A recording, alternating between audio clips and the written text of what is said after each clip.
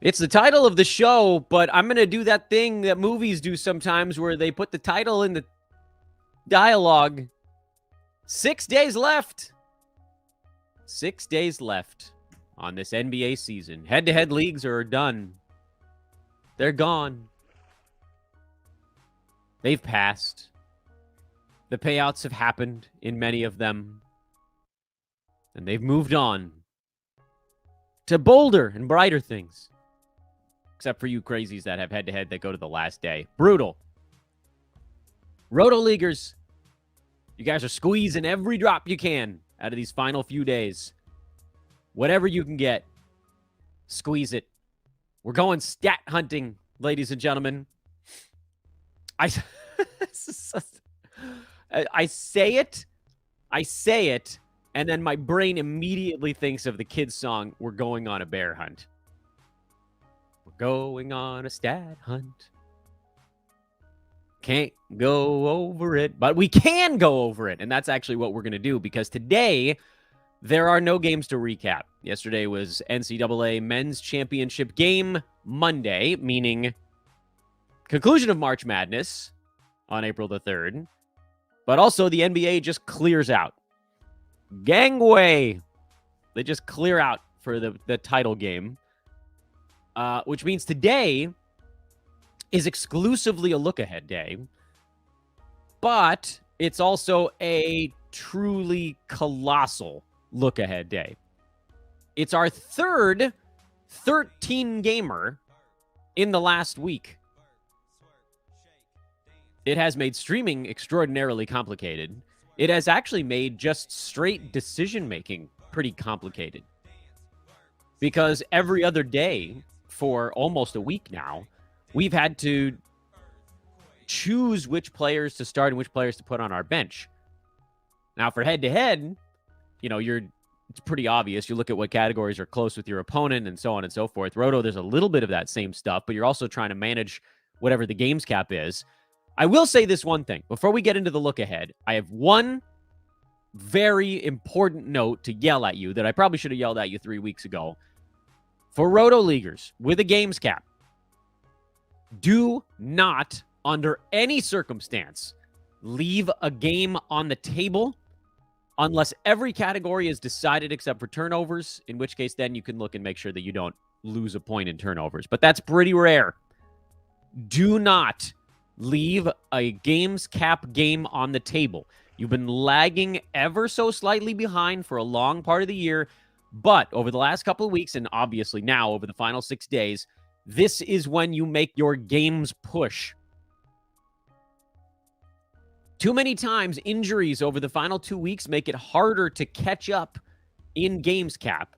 But what that means is that this week, you might have to move 2 to 3 players every day just to make sure you do not leave a games cap game on the table.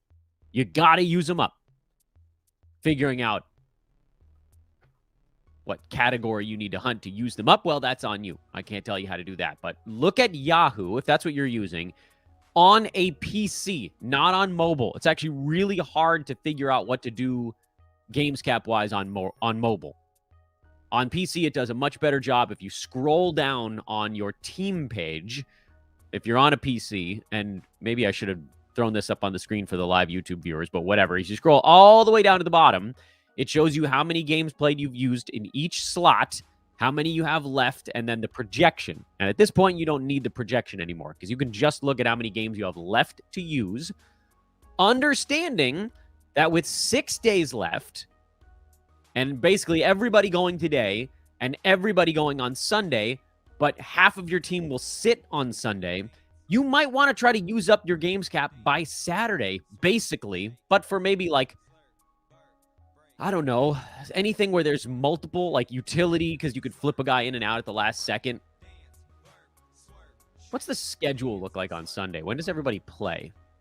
Yeah, it's a 2-waiver on Sunday. Everybody plays at either like 2 Pacific or 5:30 Pacific or something like that. It's supposed to make it so that teams can't watch each other while they're battling for playoff position. And I think it's largely intra-conference They tried to make it so that like Western Conference teams are playing Western Conference teams and Eastern versus Eastern. It doesn't perfectly work itself out because there's an odd number of teams in each one of them. Houston and Washington, I believe, is the crossover battle in that one. And that one's an earlier game, and both of those teams are in tank mode now, so it won't impact anything. So NBA did a kind of cool thing there, but it also means that at those two, like 15 minutes prior to each of those things, you're going to have to be checking your team to make sure that you're not going to get a 0 where you are expecting to use up a games cap. So just grade this thing out. Be ready. And use up all of your available games. Let's talk about what's coming up tonight. It's an all look-ahead show here on Fantasy NBA Today, Tuesday, April the 4th. I am Dan Vespers, at Dan Vespers on Twitter. I haven't yelled at you guys to follow me on Twitter in a while. I think because I mostly just assumed you all probably were doing so. But I actually need you guys to check in on social media today. I'm going to be asking a bunch of questions over the course of today and this week to get a feel for what everybody liked and didn't like. Because this year, I tried all kinds of stuff. This was it was fun for me, actually. This was a take a handful of darts and hurl them at the wall kind of year and see which one of them stick. We did a lot of different social media things. We did some buy low, sell high threads. We did the burger board, which was the injury replacement streamers. We did the weekend review. Obviously, we did the nightly quick hits. We did the look aheads. We did player appreciation stuff. There were a lot of social media features, if you want to call them that. We did some Q&As out there. And I'm curious what everybody liked and what everybody felt like maybe was a little bit superfluous. What was the good stuff? I want to really try to trim the fat so that way when we throw our next handful of darts, when I say we, I mostly mean me, but also just Sports Ethos as a whole, when we throw our next handful of darts, we will leave the few that were already at the bullseye. We'll keep doing those, and I want to add more stuff. But I can't add more stuff unless I trim some of the things that you guys were not as keen on. And the same story on the podcast side. We tried doing some multi-show days, which there's sort of no point in doing that here the last week of the season. Also, with kids on spring break, it becomes unbelievably difficult. A couple of years ago, I did some shows on weekends. That's something that I'd love to hear back about. So I need a lot of feedback this week. I want to try to perfectly tailor what I'm doing going into the offseason into the next year. And the only way that I can do that is I can read the tea leaves. I can probably guess which things you guys liked more than others, but I do need to hear from you. So please do hang out with me on Twitter today, this week, as we wrap up the season and try to figure out what you guys like the most, and you can have an impact on what I do next year. All right, now let's dive in. Twitter, by the way, is at DANBESBRIS. SportsEthos.com is the website. Go get a fantasy pass for the offseason. I've told you why in the past. Mostly it's so you can get the B150 5 days early, but also now you can get baseball fantasy goodies all offseason long. All right, the early wave today. Cleveland is in Orlando, and everybody's basically healthy on these teams, which is kind of fun. Karis LeVert is intriguing. I am still thinking that at some point we probably see the Cavs rest some people. Doesn't sound, at least yet, like that's going to be today. But they only have 3 games left, and they're in this little pocket in the standings. Cleveland's in a standings pocket. 2.5 games back of the Sixers, 3 games up on the Knicks. They're basically locked into the 4 seed at this point. So they'll presumably want to get a little bit of rest for their main dudes. When that happens, Karis LeVert gets a wide open lane, although he's been good enough to play in a lot of formats lately anyway, but that's going to be the real key when you get that little extra bonus on top of it. And then for the Magic, you guys know how I feel about the Magic. Markelle Fultz, Franz Wagner, Paolo, if he hasn't disrupted your percentages, if that's not a thing you're attacking as much. Wendell Carter Jr. And then, Jalen Suggs and Cole Anthony are going to trade off basically as long as that starting lineup is intact. If somebody goes down, that's where you could take a look at those guys in a more reliable sense. Toronto might have Gary Trent Jr. back for this ball game. OG Anunoby is also questionable, although it sounds like he was trending a little bit more towards probable. We'll see as the day goes on. If the starting lineup is intact, those are the guys you play. If anybody in the starting lineup is out, well, you could look at Chris Boucher, but if Trent comes back, then he's the guy that you'd play slotting into the starting lineup. Otherwise, Toronto's a pretty much an open book at this point. Charlotte, Dennis Smith Jr. is questionable, and he was one that I really thought we'd see down the stretch. So my assessment is that his injury is real. Because he's not a guy like Kelly Oubre, established. He'll get his money in free agency here. And, Gordon Hayward, established. PJ Washington's pretty established at this point. Obviously, LaMelo Ball, who's out for realsies. Terry Rozier. These guys are established. Dennis Smith Jr. is still playing for contracts. I know he's made a decent amount. Like, I don't want to minimize how much NBA players get paid in general, but he hasn't had that life-changing contract where he can just sort of coast. So I really do think that DSJ wants to get back in there. And if he does, he's very much a play in all formats. So keep a close watch on that situation. Theo Maledon is the guy who backs him up. He's more of a points league option. A lot of points, decent chunk of assists, but terrible percentages, high turnovers, not much in the way of defensive stats, as we mentioned with Maledon, where Dennis Smith Jr. is kind of the flip of that, where he's not going to shoot much, but boards, assists, steals, blocks, all that good stuff is on the board for him. So keep close tabs on Charlotte. I think you can probably roll Svi Mikhailiuk as well. We talked about him on yesterday's show. As long as Oubre, Rozier, PJ, Gordon, all those guys are out, Svi's getting all the shots he can handle. And Dennis Smith Jr. coming back doesn't really impact that almost at all. We're also looking at the situation up front. Today is the Mark Williams rest game for the center rotation in Charlotte. So Nick Richards will likely get the start and play, I would assume, the Lions' share of the minutes. Kai Jones would back him up. He's been borderline playable here in this 3-center rotation thing, at least on the roto side. And that's if you're hunting steals, blocks, and a little bit of rebounds, but mostly field goal percent. There's the sounds of children screaming in the background. Milwaukee is in Washington. I believe that we're going to get some Bucks on rest for this ball game. It's the front end of a back-to-back against a team that's very much not trying right now. Chris Middleton's already been ruled out. The other regulars appear to be in for the moment, although I'll keep looking back at Twitter to see if anything's happening here in the background. Giannis might be trying to play his way into the MVP conversation. Bucks have a 56 win total right now. Whew, man, did they go on a mid-season run. Best record in the league, Milwaukee. Could Giannis come out of nowhere to grab that MVP? I guess the way to give himself a better shot is to play every ball game here down the stretch. But I don't know. I still think that he rests at some point. Just maybe not this one. Denny Avdia just got ruled out while we were talking. That happened about 90 seconds ago.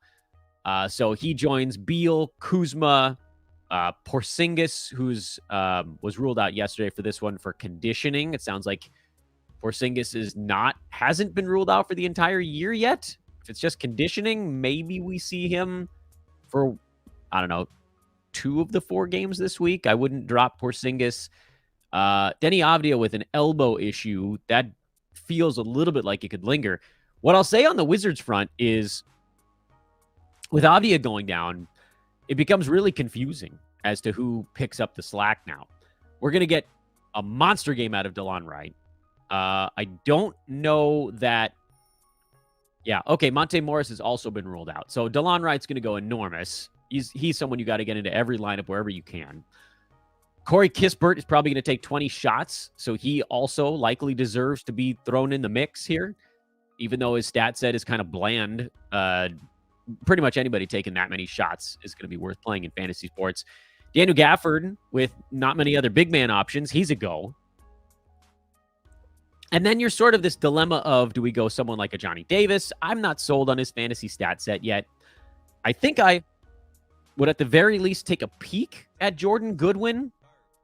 There's no guarantee that he gets enough minutes, but if he gets slotted into the starting five, then you can almost lock in 25 plus, and then you could probably play Goodwin, and you'd be in okay shape at that point. All right, let's keep moving. Miami is in Detroit. Not a super interesting thing on the Miami side. They're, to me, on the Roto side of the equation, it's just Hero, Butler, and Adebayo. Detroit is goofy as all hell. I would play Jalen Duren in most formats. I know that his minutes are not that high, but I keep wanting to catch that lightning in a bottle game where he's going to go for like 11, 15, 2 steals and 3 blocks. And I just don't want to leave that on the table. Wiseman, nah, for Roto. Hayes and Ivy, those are stat hunting situations. And then Eugene Omarui with Marvin Bagley likely out here. Omarui has a chance to put up some numbers. He's a dice roll, to be sure, especially with all these other options. But if you wanted to go that way, I think I'd be okay with it, just with the understanding that he's mostly going to be getting some points. We haven't seen enough of him to know that other stuff is a lock. Big game for the Timberwolves in Brooklyn. This should be a pretty good one for both clubs, actually. It should be a fun ball game. Wolves have lost 3 games in a row. They're 39-40 now. They've fallen into the lower half of the play-in bracket. Relatively safe as far as in the play-in, because 2 games up on the Mavericks with the Thunder in between. But the Wolves are now a game and a half back of the Lakers and the Pelicans to get back up into that upper chunk of the play-in, at the very least. Extremely streaky basketball team, but I think Cat is the only one who's listed as a maybe for this ball game. And Cat in or out really doesn't change anything for the Wolves. Conley would see a little bit more if Cat was out. And then Slow-Mo, who's playing 30-some-odd minutes off the bench or starting, would probably just move back into the starting lineup. So, whatever, 6 of 1, half dozen kind of thing.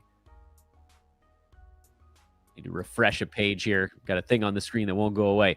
Brooklyn side, same 4 as always.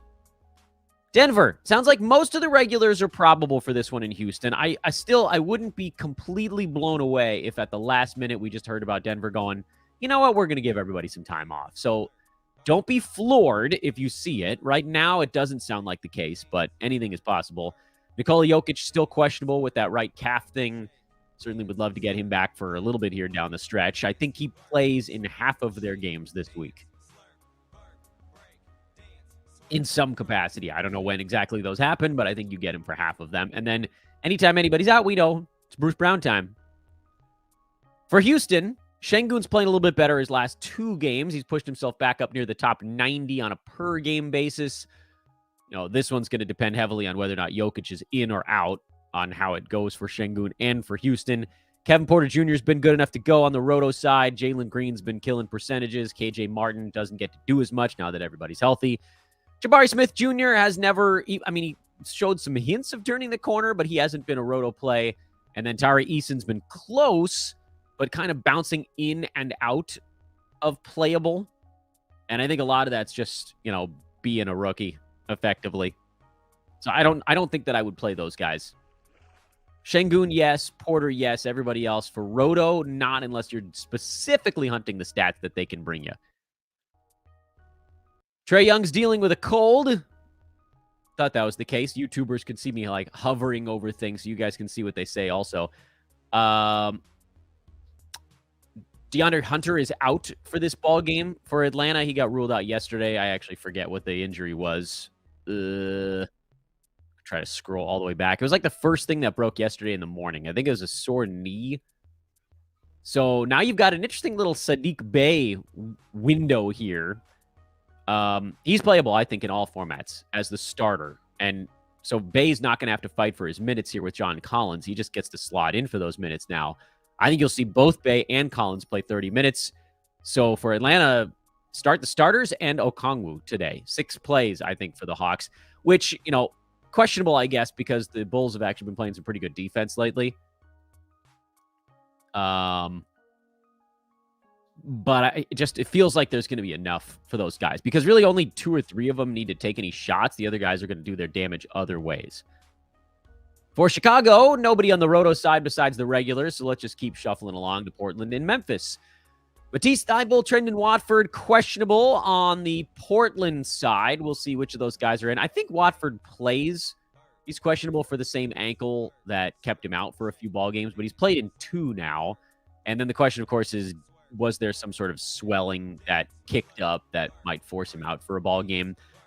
I love Watford's fantasy game, but what I don't love is that if he plays, we don't know if he's fully healthy because he's played in a couple games here, but he's only played about half of each of them. So I think I'd probably watch there. Sharp is a go. Skylar Mays is a real dice roll. Starting point guard, NBA team. I mean, maybe. Eubanks is a go. Sharp and Eubanks are a go. Thibault, if he plays, is a go if you need defensive stats. Watford, I think, is probably a watch for a game. And then Mays, I'm also watching. But maybe we throw him in there later in the week. I want to see a little bit more. Dylan Brooks is the only player on the Grizzlies that has a questionable tag right now. I didn't even realize he had a right hip thing. So thank you to this window for informing me of that. And nobody cares. If he sits, I guess the news there is that if he sits, you could probably stream Luke Kennard for 3s. But otherwise, Memphis is Memphis. Boston, no Time Lord here against Joel Embiid, which is a decision, certainly. That means that it's going to be Al Horford. Jaylen Brown is questionable. I think you probably see Boston play their guys, the regulars here. It's a nice little battle between these two teams.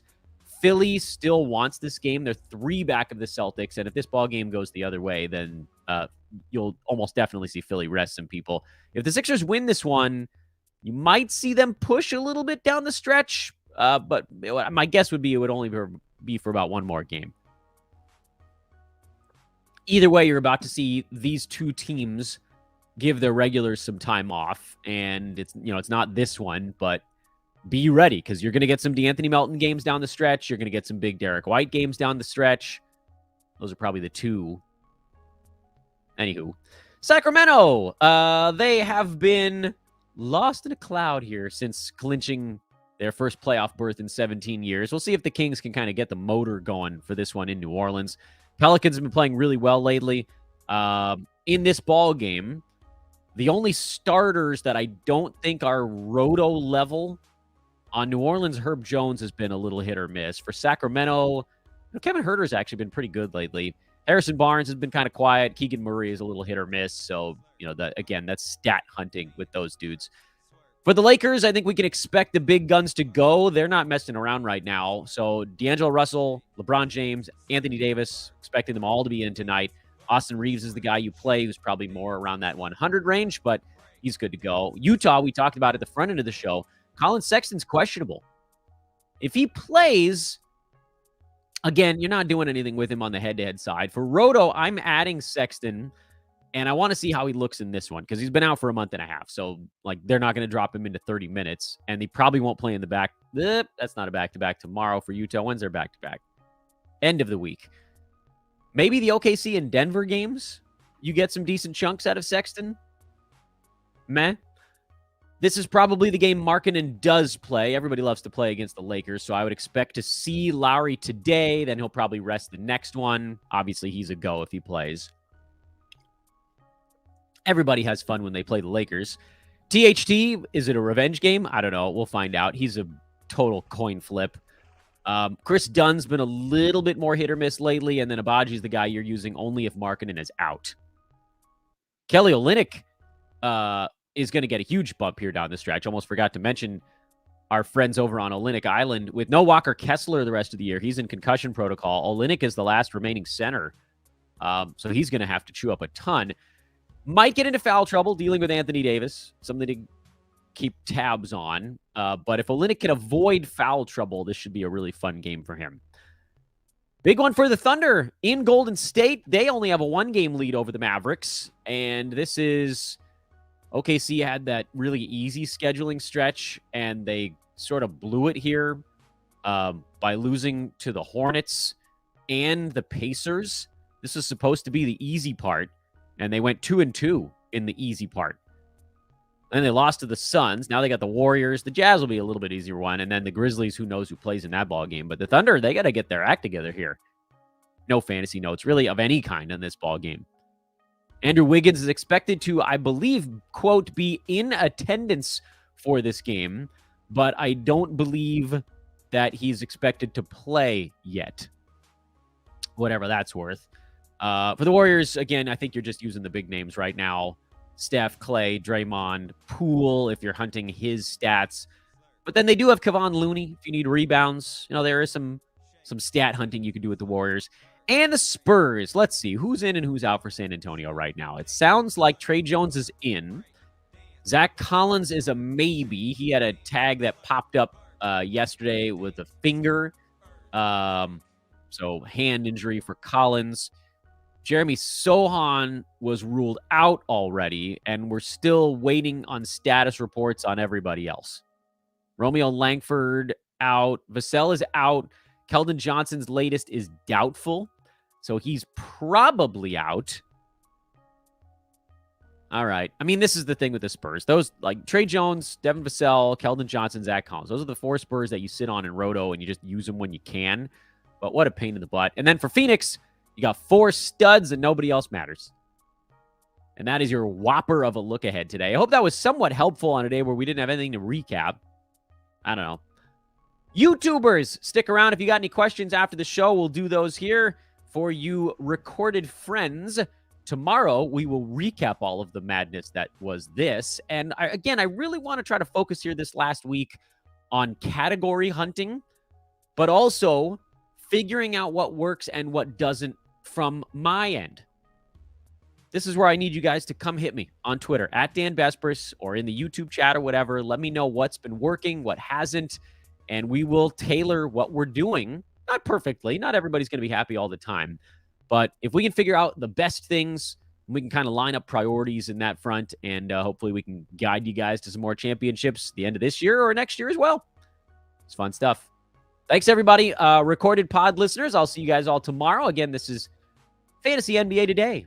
Sports Ethos presentation, sportsethos.com. Go hang out over there. Go enjoy the baseball content. MLB is underway, and I will talk to all of you guys again tomorrow. So long for now. All right, I think we had a couple of questions during the show on the YouTubes.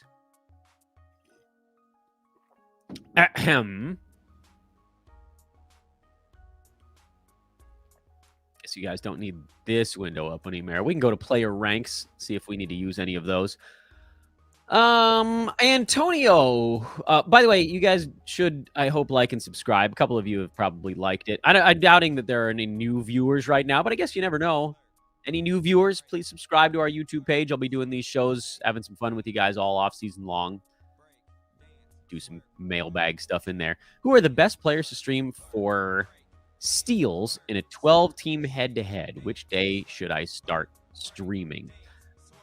Okay, so this is obviously someone who's still dealing with the rigors of a head-to-head league going to the very end. There are literally almost half the NBA is going back-to-back today, tomorrow. So that's where you should begin your quest. However, today's an overflow day, so I don't think that I would make a move today. Like, you almost definitely have a full roster today on your deal already. So there's kind of no reason to make a move yesterday or today. If you have 4 weekly moves or whatever, you should have all 4 going into Wednesday. Because you should have, my guess is, I don't know what your league settings are, 10 start, 3 bench, 1 injured slot or something like that, or 2 injured slots. Like, you're talking 13 to 15 players on your team.